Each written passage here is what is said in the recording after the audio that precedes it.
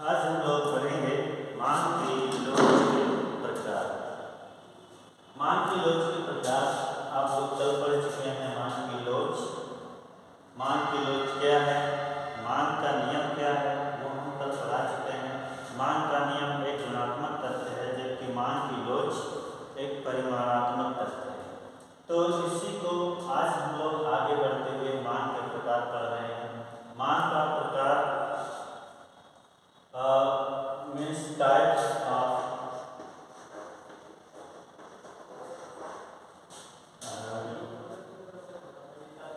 elasticity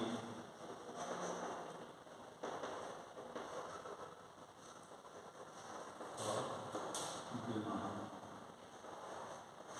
तो इसको हम टाइप्स के रूप में पढ़ सकते हैं, मान की लोच के प्रकार। मान की लोच जैसे आप लोगों ने मान के नियम में पढ़ा था, वही सेम वैसा ही है। पहला है मान की कीमत लोच। इसको हम लोग अगर अंग्रेजी में लिखें तो प्राइस इलास्टिसिटी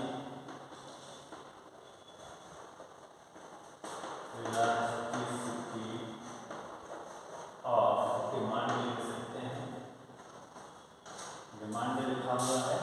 दूसरा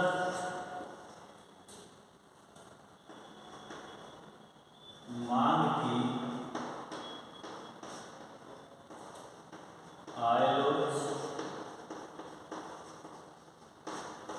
इनकम इलास्टिसिटी ऑफ डिमांड। तीसरा है मांग की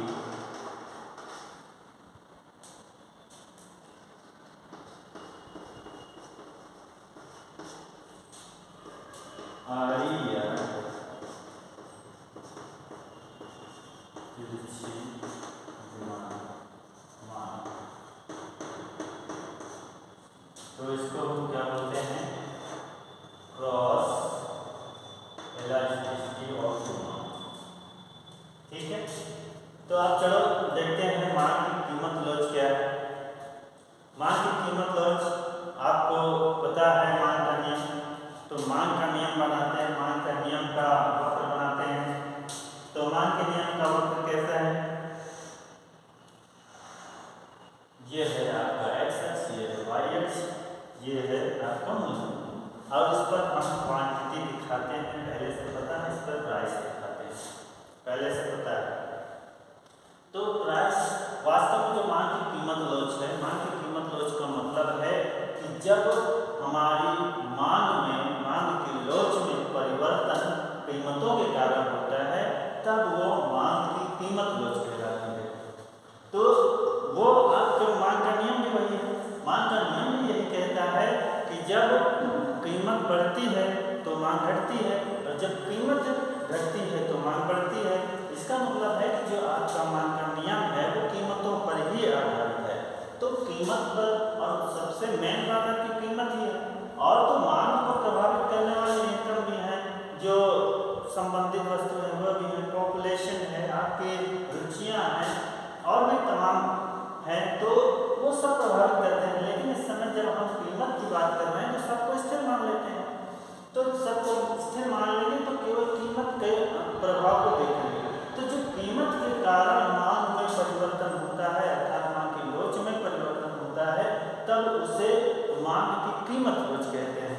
इसको हम लोग ईपी से दिखाते हैं, ईपी। और ईपी का सूत्र आपका क्या है, ईपी का सूत्र है minus delta Q upon delta P into P upon Q. हमेशा याद रखना है, हमेशा कहीं भी पूछ सकते हैं इसको।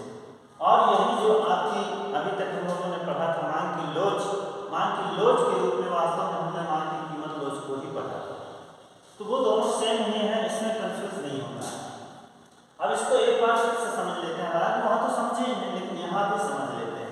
तो यहाँ भी समझ लेते हैं, मतलब देखो जैसे हमने यहाँ पे प्राइस दिखाया है, मान लेते हैं इस समय प्राइस हमारा 20 रुपया है, और उस समय उस समय जो डिमांड है वो है 3 किलो सेब की वस्तु, हम सेब की बात कर रहे हैं, मान लेते हैं हम सेब खरीद रहे हैं।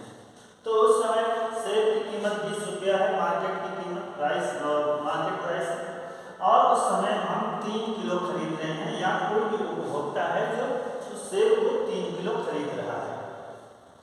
अब मान लो प्राइस 20 की बजाय 30 रुपये हो जाए, तो डिमांड कम करते हैं, मांग का नियम कहता है, और डिमांड कम करते हैं जिसका मतलब हम मान लेते हैं 2 किलो। और अगर मान लो कीमत कम होकर के 10 रुपये हो जाती है तो डिमांड बढ़ जाएगी, मतलब कि 4 किलो खरीद लिए, ठीक। और यही जो यहाँ से इन सारे बिंदुओं को मिला देंगे, E1 E2, यही जो होती है मांग रेखा कहलाती है। अब मांग और मांग के लोच में अंतर सिर्फ यही है, वहाँ पर हम इसकी ये जो परिमाण रख रहे हैं, ये जो क्वांटिटी रख रहे हैं, ये ना रखते, वहाँ पे हम केवल ये समझते कि कोई वस्तु है, उसकी कोई कीमत यहाँ थी तो डिमांड यहाँ थी, इतनी थी, कितनी थी नहीं बताएंगे, केवल ये बताएंगे कि इतनी थी। लेकिन जैसे ही कीमत बढ़ गई, अब बढ़ गई, कितनी बढ़ गई, यहाँ तो हमने बता दिया 10 रुपये बढ़ गई, लेकिन वहाँ पे कीमत कितनी बढ़ेगी इससे कोई मतलब नहीं, ये नहीं बताया जाएगा। और यहाँ कितना खरीदा जा रहा है ये नहीं बताया जाएगा। तो अगर ये परिमाण की बात नहीं होगी तो वह मांग का नियम होगा, और अगर परिमाण बताया जाता है अर्थात संख्याओं में दिखाया जाता है, तब हम उसको मांग की लोच कहते हैं, और यही है मांग की कीमत लोच। अब इसको बार बार डिराइव नहीं करेंगे, पिछले वीडियो में भी कर चुके हैं। तो चलो अब हम लोग पढ़ लेते हैं मांग की आय लोच को, इसको हम मिटा दे रहे हैं, मांग की आय लोच। अब यहाँ पे जब हमने पहले पढ़ा था मांग की कीमत लोच, तो वहाँ हमने ये पढ़ा था कि जब कीमतों के कारण मांग की लोच में परिवर्तन होता है तब उसे हम मांग की कीमत लोच कहते हैं। लेकिन अब यहाँ पे आय लोच है, आय लोच है तो मतलब है कि जब आय में परिवर्तन हो और उसके कारण मांग की लोच में परिवर्तन हो, तब हम उसको मांग की आय लोच कहते हैं। तो चलो, जैसे आय की जब बात होती है तो वहाँ पर दो बातें देखने को मिलती हैं। एक, हम निकृष्ट वस्तुओं के संबंध में बात करना शुरू कर देते हैं, और एक श्रेष्ठ वस्तुओं के संबंध में बात करना शुरू कर देते हैं। और ये हम पढ़ चुके हैं, लेकिन यहाँ फिर भी पढ़ रहे हैं। तो एक निकृष्ट वस्तुओं के संबंध में और एक श्रेष्ठ वस्तुओं के संबंध में बात होने लगती है। मतलब जब हमारी इनकम बढ़ जाती है तो हमें अपने स्टैंडर्ड की चिंता होने लगती है कि लोग क्या कहेंगे, और इसी चक्कर में हम वही वस्तु जो पहले खा रहे थे, इनकम बढ़ जाने के बाद उसको हम छोड़ना शुरू कर देते हैं, नहीं वो तो हमारे लिए नेग्लेक्ट हो गई है, वो हमारे लिए निकृष्ट हो गई है। तो जब निकृष्ट वस्तुएं होती हैं तो लोग उसको इनकम बढ़ने के साथ साथ कम खरीदना शुरू कर देते हैं, फिर वो श्रेष्ठ वस्तुएं खरीदना जो उनकी निगाह में, जो समाज की निगाह में अच्छी होती है, वो उसको खरीदना शुरू कर देते हैं। क्यों? पहले जब इनकम कम थी तो वो इसको खरीद ही नहीं पा रहे थे, इसको अफोर्ड ही नहीं कर पा रहे थे, लेकिन जैसे ही उनकी इनकम बढ़ी अब वो इसको खरीद सकते हैं। तो जब इसको खरीद सकते हैं तो निश्चित रूप से अब ये इनको निकृष्ट लगेगी ही, इन्फीरियर लगेगी, और सुपीरियर की तरफ वो मुड़ जाएंगे। तो चलो इसको देख लेते हैं कैसे। ये हमारी यहाँ पे हम अपनी इनकम को दिखा रहे हैं, और ये हमारी क्वांटिटी है। मार्केट में जब व्यक्ति की इनकम 20 रुपया है, तब वह, अभी मैं श्रेष्ठ निकृष्ट वस्तु के संबंध में बात कर रहा हूँ, अभी मैं इंफीरियर गुड्स के बारे में बात कर रहा हूँ। इनकम उसकी यहाँ थी और क्वांटिटी यहाँ वो मान लेते हैं 3 किलो खरीद रहा था, इनकम 20 रुपये थी और खरीद रहा था 3 किलो। अब जैसे ही इनकम उसकी 20 की बजाय 30 रुपये हो गई, अब जब 30 रुपये होगी तो निकृष्ट वस्तु को कम खरीदेगा, निश्चित रूप से वो यहाँ की बजाय 3 की बजाय 2 खरीदेगा, या बिल्कुल भी नहीं खरीदेगा। लेकिन अगर बिल्कुल नहीं खरीदेगा कर देंगे तो हमारा ये जो बनाना चाहे बन नहीं पाएगा, इसलिए ये मान लेते हैं वो कम खरीदता है।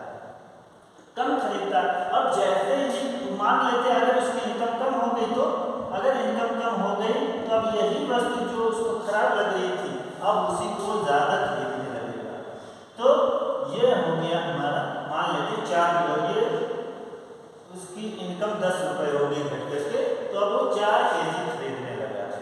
ठीक है, तो पहले वो कहाँ पर था E, और अब E1 और अब E2, इन बिंदुओं को हम मिला देंगे तो यही हमारी क्या होती है, ये आय मांग रेखा होती है, आय मांग रेखा होती है। ठीक है, हालांकि ये मांग रेखा ही होती है, इसको आय मांग रेखा नहीं कहते हैं, मांग रेखा ही कहते हैं। तो ये हमें निर्दिष्ट वस्तुओं के संबंध में। अब श्रेष्ठ वस्तुओं के संबंध में देख लेते हैं। श्रेष्ठ वस्तुओं के संबंध में ये आपके एक्स एक्स है, ये वाई एक्स है, ये आपका मूल बिंदु है, और ये आपकी क्वांटिटी है, जो भी वस्तु खरीद रहे हैं, हम लोगों ने सेब माना है, यहाँ पर भी सेब खरीदते हैं, और ये क्या है, इनकम है। तो यहाँ पे निकृष्ट का पढ़ा था, यहाँ श्रेष्ठ वस्तुओं के संबंध में पढ़ रहे हैं। श्रेष्ठ वस्तुओं के संबंध में हमने देख लिया है कि व्यक्ति की जैसे ही इनकम बढ़ती है वो श्रेष्ठ वस्तुओं को ज्यादा खरीदता है। तो श्रेष्ठ वस्तुओं के संबंध में हम मान लेते हैं व्यक्ति की इनकम 20 रुपए थी, तो मार्केट में वो श्रेष्ठ वस्तु को क्यों पॉइंट पर खरीद रहा था, मान लेते हैं ये 3 किलो खरीद रहा था। अब जैसे ही इनकम उसकी बढ़ गई, 20 की बजाय 30 हो गई, तो अब वो क्या करेगा, श्रेष्ठ वस्तु को 4 किलो खरीदने लगेगा। समझ में आ रही है, 4 किलो खरीदने लगेगा, और मान लो इनकम घट गई तो अब वो चूंकि खरीद ही नहीं पाएगा, अब इसलिए 2 किलो ही खरीदेगा। ठीक है, इसका मतलब है कि जो श्रेष्ठ वस्तुओं के संबंध में है, श्रेष्ठ वस्तुओं के संबंध में व्यक्ति धनात्मक संबंध होता है, मतलब मांग और इनकम में वस्तुओं की मात्रा और आय में सीधा संबंध होता है। यहाँ पे ऋणात्मक संबंध का उल्टा संबंध, जब ऊपर से नीचे की तरफ जाए तो ऋणात्मक संबंध होता है। तो ये हमारी मांग रेखा ये हो जाती है। ठीक है, यहाँ तक समझ में आ गया। चलो अब रह जाती है मांग की आड़ी या तिरछी लोच। अब इसको हम मिटाएंगे नहीं, इसमें थोड़ा सा संशोधन करके हम लोग इसको कर लेंगे। तो मांग की आड़ी या तिरछी लोच, मांग की आड़ी या तिरछी लोच का मतलब है कि जब व्यक्ति किस जो भी वस्तु की डिमांड कर रहा है उस पर उसकी कीमतों में वृद्धि होने से डायरेक्ट उस पर उस वस्तु की मात्रा पर प्रभाव ना पड़ करके कहीं और प्रभाव पड़ता है, तब वह मांग की आड़ी या तिरछी लोच होती है। एग्जाम्पल के तौर पर मान लो कि हम चाय की कीमत जब बढ़ गई तो हमने चाय को पीना छोड़ दिया, कम कर दिया। अब चाय के बिना तो रह नहीं सकते, इसलिए हमने चाय की जगह पे कॉफ़ी पी लिया। मतलब कि हमने चाय की कीमत बढ़ जाने पर कॉफ़ी की डिमांड बढ़ा दी। तो अब यहाँ पर देखो, अगर जैसे मानकर नियम है कि चाय की जब कीमत बढ़ती तो हम चाय की मात्रा को कम कर देते, मांग का नियम तो ये कहता है। लेकिन जब यहाँ पे चाय की कीमत बढ़ी तो हमने चाय की डिमांड कम ना करके बल्कि उससे संबंधित जो थी कॉफ़ी का यूज़ हम उसकी जगह पे कर सकते थे, हमने कॉफ़ी की डिमांड को बढ़ा दिया। तो जब कॉफ़ी की डिमांड बढ़ा दिया, इसका मतलब है वो उससे संबंधित वस्तु थी, और जब वो उससे संबंधित वस्तु थी तो इसका मतलब है कि वो उस पर प्रभाव ना डाल के कहीं दूसरे पे क्रॉस डिमांड है, क्रॉस प्रभाव डाल रही है। तो इसीलिए इसको मांग आड़ी या तिरछी मांग कहते हैं, मतलब डायरेक्ट उस पर प्रभाव ना डाल करके किसी और पे डालती है। तो चलो इसके संबंध में भी दो बातें होती हैं। जब क्रॉस की बात होती है तो दो वस्तुएं होती हैं, एक स्थानापन्न जिसको हम सब्स्टिट्यूट गुड्स बोलते हैं, स्थानापन्न वस्तुएं, और दूसरी होती है पूरक वस्तुएं। पूरक वस्तुएं मींस सब्स्टिट्यूट गुड्स। पूरक वस्तुएं, चलो पहले स्थानापन्न वस्तुओं के संबंध में बात कर लेते हैं। स्थानापन्न वस्तु क्या होती है? स्थानापन्न वस्तु वो होती है जो एक की जगह पे दूसरे का यूज किया जा सके। जैसे अभी मेरे पास जूते नहीं है तो काम चप्पल से या सैंडल से चल जाएगा, मतलब कि जूते की जगह पे हमने सैंडल पहन लिया। और चाय और कॉफ़ी हमने बताया बहुत ही फेमस उदाहरण है, गुड़ और चीनी है। अगर गुड़ चीनी नहीं है तो गुड़, गुड़ नहीं है तो चीनी इस्तेमाल कर लेते हैं। और वैसे ही हम चाय और कॉफ़ी की बात करते हैं। तो चाय अगर नहीं है तो हम कॉफ़ी पी लेते हैं, कॉफ़ी नहीं है तो हम चाय पी लेते हैं। मतलब एक ही जगह पे दूसरे का इस्तेमाल कर लेते हैं और यही स्थानापन्न है। मतलब एक को दूसरी पे सब्स्टिट्यूट कर लेते हैं। तो ये स्थानापन्नता कहलाती है। और पूरकता क्या है? कॉम्प्लीमेंट्री गुड्स क्या है? जब एक का काम दूसरे के बिना ना चल सके तो वो होती है पूरक वस्तुएं। जैसे पेट्रोल और कार, पेट्रोल के बिना कार नहीं चल सकती और कार के बिना पेट्रोल का कोई मतलब नहीं है। तो ये जो है एक दूसरे के पूरक है। और अगर पेट्रोल और कार दोनों मिल गए तो समझ लो कि गाड़ी चल गई। तो अब चलो हम देख लेते हैं एक एक को। स्थानापन्न वस्तु, स्थानापन्न वस्तुओं के संबंध में हम ये वाला लेते हैं। अब हम यहाँ पे लिख ले रहे हैं स्थानापन्न वस्तु। ये स्थानापन्न वस्तु, स्थानापन्न वस्तुओं के संबंध में। और स्थानापन्न वस्तुओं के संबंध में हमने एग्जाम्पल लिया है कार और पेट्रोल का। तो पेट्रोल की प्राइस देखेंगे, P फॉर पेट्रोल और P for price. Petrol price हमने यहाँ पे दिखाया और क्वांटिटी ऑफ कार्स यहाँ पे दिखाया। पेट्रोल की प्राइस और कार की क्वांटिटी। तो हम मान लेते हैं जिस समय पेट्रोल की प्राइस 20 रुपये था, यानी ये बाजार कीमत थी, तो उस समय पे कार की डिमांड 3 थी, 3 कार खरीदी जा रही थी। और जैसे मान लो पेट्रोल की कीमत बढ़ करके 30 हो गई तो अब कार कम खरीदी जाएगी। आप इससे लौट आइए, इस पर ये स्थानापन्न वस्तुओं के संबंध में नहीं है, ये है हमारी पूरकता के संबंध में। स्थानापन्नता के संबंध में यहाँ आते हैं, ये है स्थानापन्न वस्तु। वहाँ उल्टा हो रहा था। तो अब यहाँ देखो, ये हमने प्राइस ऑफ पेट्रोल लिख दिया और ये क्वांटिटी ऑफ कार्स है। क्वांटिटी ऑफ कार्स है तो पेट्रोल की प्राइस हम मान लेते हैं यहाँ 20 थी। जब पेट्रोल की प्राइस 20 थी तो कार कितनी खरीदी जा रही थी? 3। और जैसे पेट्रोल की प्राइस 30 हो गई यानी बढ़ गई तो अब कार कम खरीदी जाएंगे ना। तो कार कम खरीदना मतलब कुछ कारें कम हो गई तो 2 कार मान लेते हैं, 2 कार खरीदी जाएगी, कुल मिला के कम खरीदी जाएगी। और जैसे ही पेट्रोल की कीमत और घटेगी यानी 20 की बजाय 10 हो जाएगी तो लोग क्या करेंगे? गाड़ियाँ और खरीदेंगे, कार और खरीदेंगे। तो अब जब इन सारे बिंदुओं को मिलाएंगे तो हमें ये वक्त मिलेगा, ये हमारा डिमांड कर होगा। तो चलो ये हो गए स्थानापन्न और ये हो गई पूरक वस्तुओं के संबंध में। तो पूरक वस्तुओं के संबंध में हम यहाँ पर देख रहे हैं कि जब पूरक वस्तुओं के संबंध का पहले एग्जाम्पल तो देख लें, चाय और कॉफी।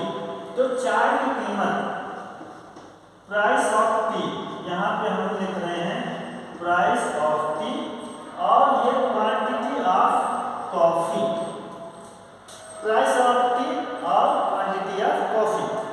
तो ये देख रहे हैं, मान लो इस समय चाय की प्राइस 20 रुपये है तो कॉफी की डिमांड 3 है, 3 मानी जा रही है। और जैसे ही चाय की प्राइस बढ़ गई, प्राइस बढ़ी है चाय की और डिमांड किसकी बढ़ रही है? कॉफी की बढ़ रही है ना। और जैसे ही चाय की कीमत कम हुई वैसे ही कॉफी की डिमांड भी कम हो गई। तो इसीलिए हम लोग इनको आड़ी या तिरछी मांग कहते हैं। तो आज हमने देख लिया मांग की लोच के प्रकार और कल हम लोग मांग की लोच के तो